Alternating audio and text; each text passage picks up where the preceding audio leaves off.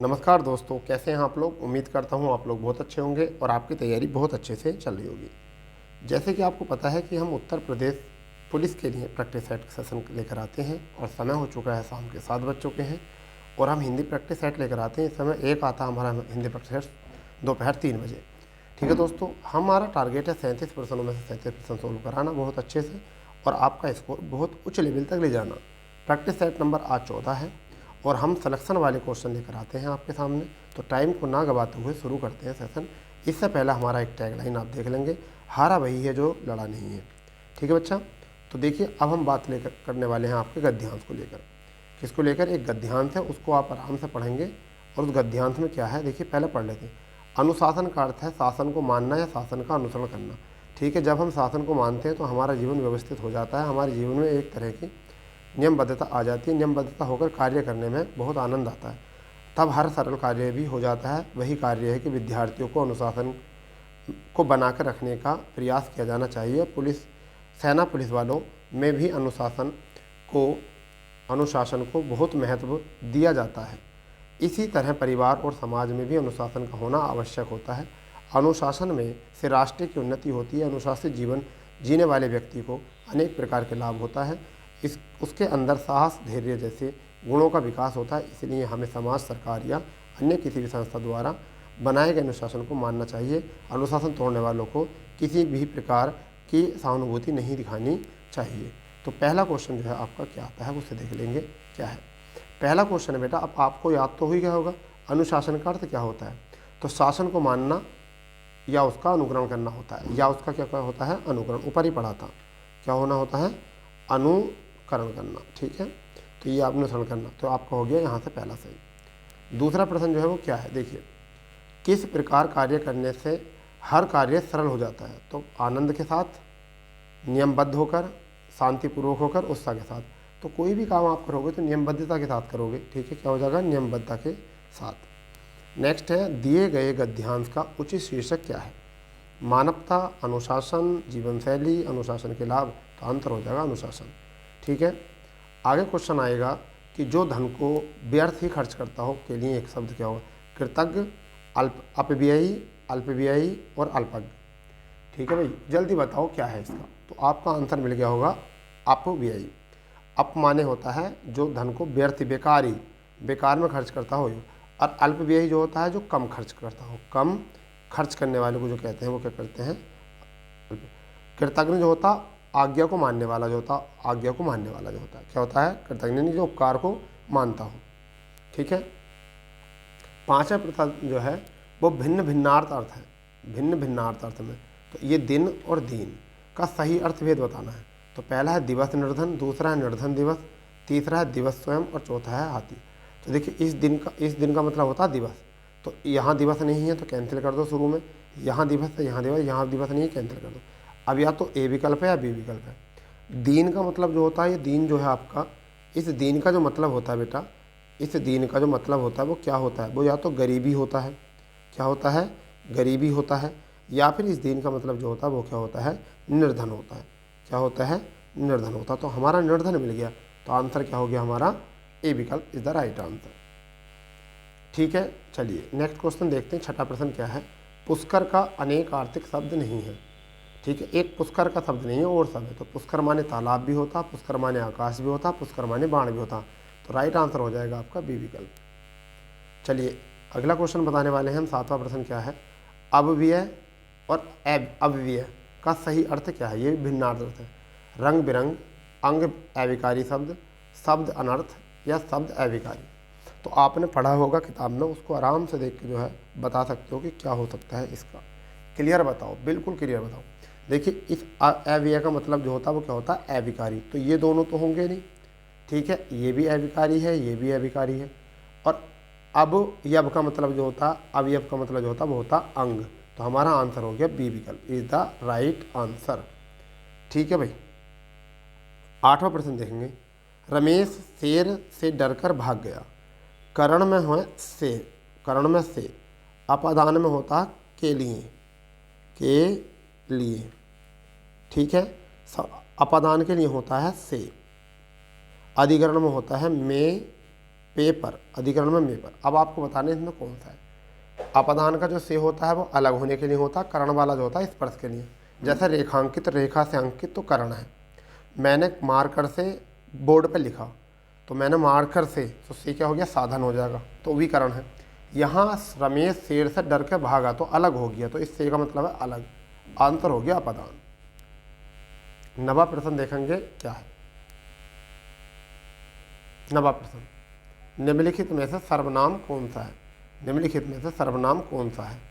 ठीक है, तो करना क्रिया है, खेलना क्रिया है, आना क्रिया है, तो आपका क्या है, हम। ठीक है भाई, 10वां प्रश्न देखेंगे बहुत प्यारे तरीके से। 10वां प्रश्न क्या है, 10वां प्रश्न क्या है उसे देख लेंगे। वह लड़की बहुत सुंदर है में वह क्या है। सर्वनाम विशेषण, परिमाणवाचक विशेषण, संकटवाचक विशेषण होता नहीं है, व्यक्तिवाचक विशेषण ये भी नहीं होता है, तो ये दो तो होते नहीं है, तो दो में से बचा सार्वनामिक विशेषण और परिमाणवाचक विशेषण। तो अब बता दो कौन सा सही होगा। ठीक है, देखिए परिमाणवाचक में क्या होता है, जिसमें मापा तोला जा सके, मापा तोला जा सके, मापा और तोला जा सके, तो ये भी नहीं होगा, तो आपका आंसर आ गया सार्वनामिक विशेषण। और उसमें भी कौन सा है, सार्वनामिक विशेषण में भी एक होता उत्तम पुरुष, एक होता मध्यम पुरुष, मतलब सॉरी सार्वनामिक विशेषण एक तो होता मौलिक और एक होते हैं यौगिक। तो ये कौन सा है, सॉरी मौलिक है, ये कौन सा है, ये मौलिक है। कैसा है, मौलिक। ठीक है, 11वां क्वेश्चन क्या है, मोर बारिश के मौसम में नाचता है, क्रिया बतानी है। तो मोर, बारिश, मौसम, नाचता, बताओ जल्दी बताओ क्या होगा आपका आंसर। ठीक है भाई, पता चल गया। देखिए मोर संज्ञा है यानी कि करता है, मौसम और बारिश जो है, मौसम में, बारिश के मौसम में कर्म हो गया, तो क्रिया क्या बचा, नाचता। तो हमारा आंसर कौन सा होगा, डी विकल्प। 12वां प्रश्न देखने वाले हैं। 12वां प्रश्न क्या है, 12वां प्रश्न है हमारा, हिंदी भाषा के लिए पहला ज्ञानपीठ पुरस्कार किसने प्राप्त किया गया। सुमित्रा नंदन पंत, महादेवी वर्मा, जयशंकर प्रसाद, रामधारी सिंह दिनकर। तो क्या आंसर होने वाला है, क्या आंसर होने वाला है, सुमित्रा नंदन पंत। ठीक है, क्लियर भाई, सुमित्रा नंदन पंत। यहाँ से आप थोड़ा सा याद रख लेना है सुमित्रा नंदन पंत को, समझ गए नहीं। अब देखिए यहाँ पर आपका सबसे पहला नाम आया है, यहाँ पर दूसरा नाम आया महादेवी वर्मा। तो महादेवी वर्मा का आपको जो है यामा याद रखनी है, रचना क्या याद रखनी है, यामा। क्या याद रखनी है, यामा। महादेवी वर्मा की कौन सी याद रखनी है, यामा याद रखनी है। क्लियर, याद रह जाएगी, हाँ या ना। ठीक है, जयशंकर प्रसाद की आपको याद रखनी है, और तो बहुत याद होंगी आपकी, मगर फिर भी आपको जन्मे का नागयज्ञ, जन्मे का नागयज्ञ याद रखना है। आकाशदीप याद रखना है, क्या याद रखना है, आकाशदीप याद रखना है। ठीक है, आर्य बात समझ में, नहीं आर्य बात समझ में, चलिए कोई दिक्कत नहीं है, इतना तो हो गया होगा। ठीक है, चलिए इसके बाद में रामधारी सिंह दिनकर, रामधारी सर दिनकर की भी बहुत इंपॉर्टेंट पुस्तक है, एक बार इनको भी देख लेंगे। जैसे पुष्प की अभिलाषा, इनकी इंपॉर्टेंट है, पुष्प की अभिलाषा, रामधारी सिंह दिनकर की पुष्प की अभिलाषा, विकेट है ना भाई, बहुत अच्छे से। चलिए आगे देखते हैं क्या है। 13वां क्वेश्चन क्या है, खडहर का तत्सम शब्द है, खडहर का तत्सम शब्द है, जल्दी बताओ क्या है इसका। तो पहला ऑप्शन है खड़हर, फिर है खंडघर, तीसरा है खडगिरह और चौथा है खडहर। बताओ जल्दी 13वें का क्या आंसर है। तो आपका आंसर मिल गया होगा, खंडगिरह होता है खड्डर को। अपव्ययी का विलोम क्या है, अपव्ययी का विलोम क्या है, जल्दी बताओ। मितव्ययी, अल्पव्ययी, अतिव्ययी, अंबर।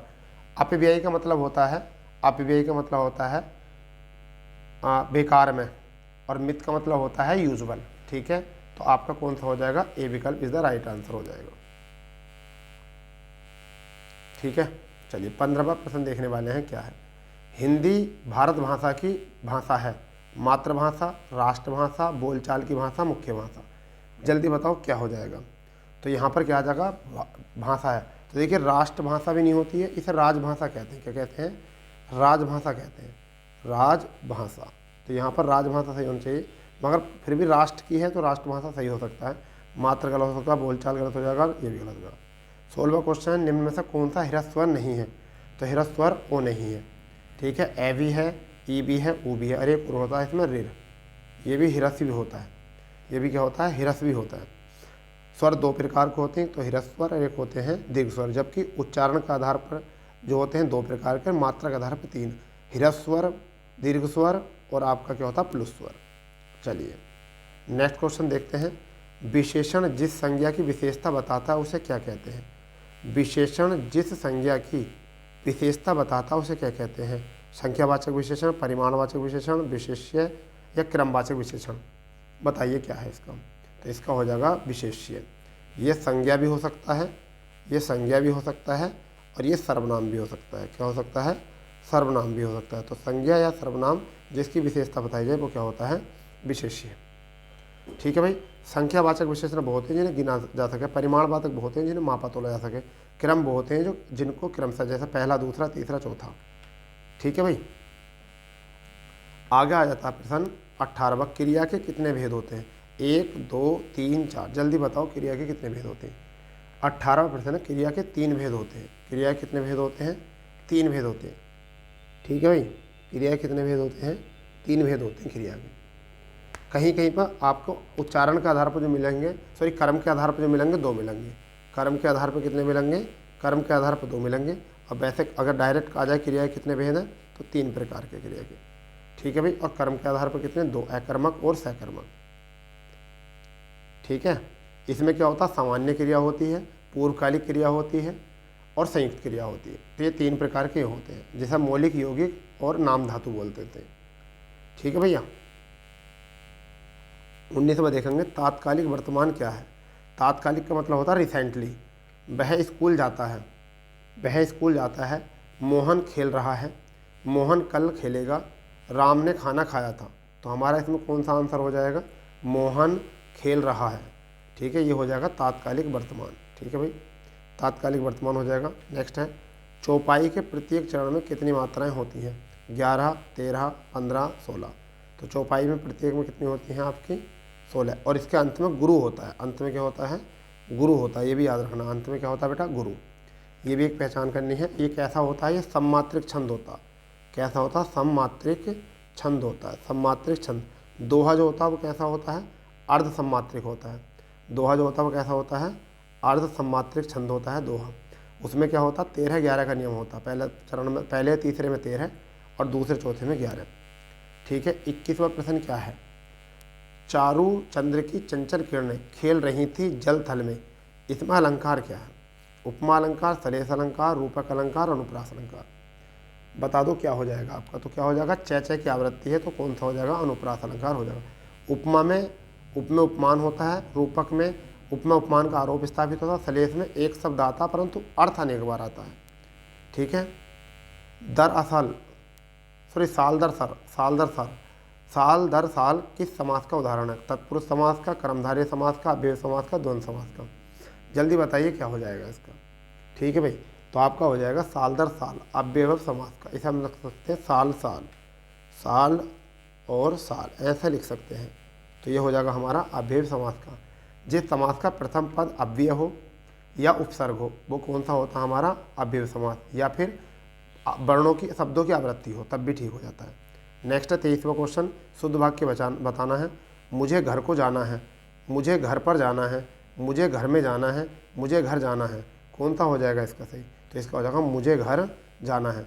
मुझे घर को जाना है को गलत है यहाँ। मुझे घर पर जाना है ये भी गलत है। मुझे घर में जाना है ये भी गलत है। मुझे घर जाना है ये सही है। ठीक है।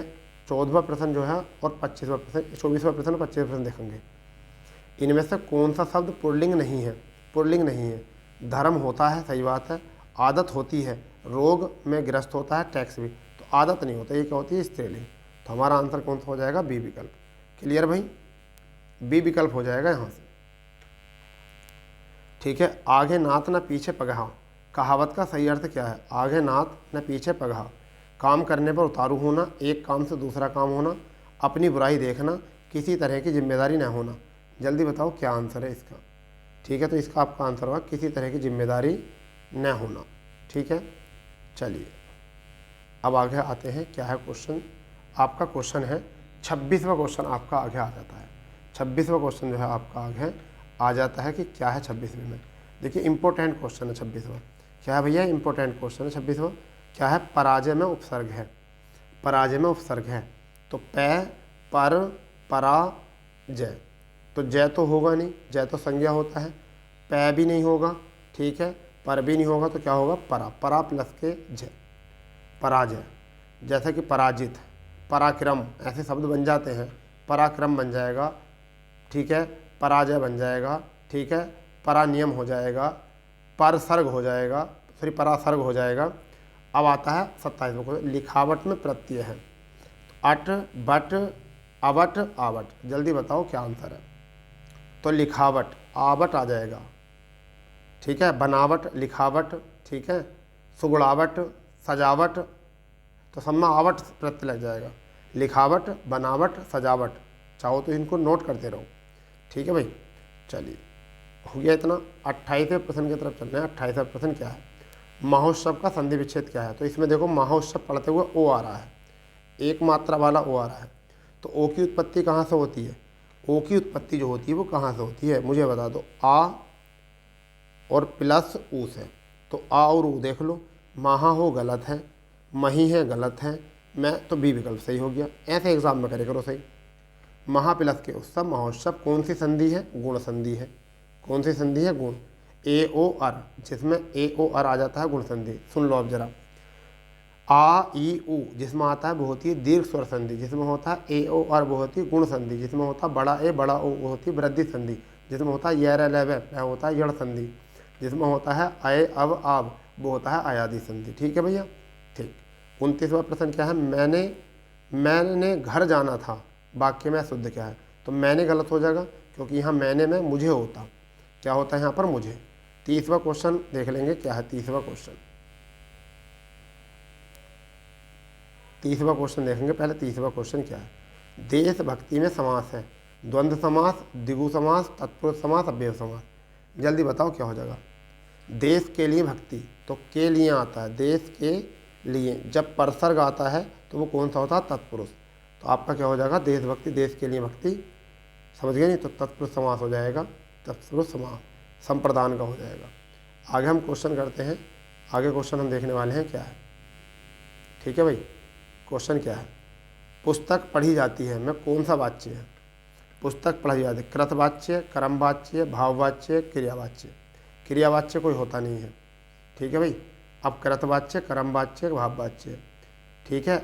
बताइए, जब कर्ता के अनुसार क्रिया आती है, जब कर्ता के अनुसार क्रिया आती है तब तो होता है कृतवाच्य। तो यहाँ तो पुस्तक पढ़ी जाती है तो पुस्तक के अनुसार आया है। जब कर्म के अनुसार आएगा तो कौन सा हो जाएगा, कर्मवाच्य हो जाएगा। जब कर्म के अनुसार क्रिया आएगी, कर्म के अनुसार क्रिया आएगी तो वो कौन सा होगा आपका, वो होगा आपका कर्मवाच्य। तो ये भी गलत है, ये भी गलत है, तो आपका आगा यहाँ से, ठीक है भाई। चलिए बी विकल्प इज द राइट आंसर। 32वां क्वेश्चन क्या है, निम्नलिखित में अव्यय है, प्राचीन, मोटा, गरीब, और। जल्दी बताओ, अव्यय है तो आपका इसमें हो जाएगा और, ठीक है। ये सब तीनों विशेषण है, ये तीनों क्या हैं, विशेषण है, जबकि चौथा जो है और जो है वो अव्यय है, ठीक है।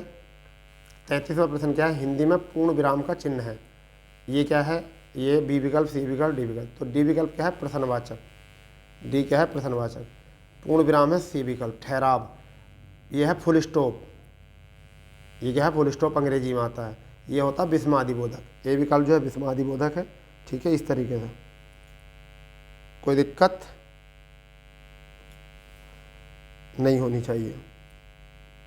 चलिए भाई 34वें प्रश्न की तरफ चलते हैं। 34वां प्रश्न क्या है बेटा, दूध का धुला होना मुहावरे का है, निर्दोष होना, दोषी होना, पाप हो करना, चोरी करना। क्या हो जाएगा इसका सही आंसर।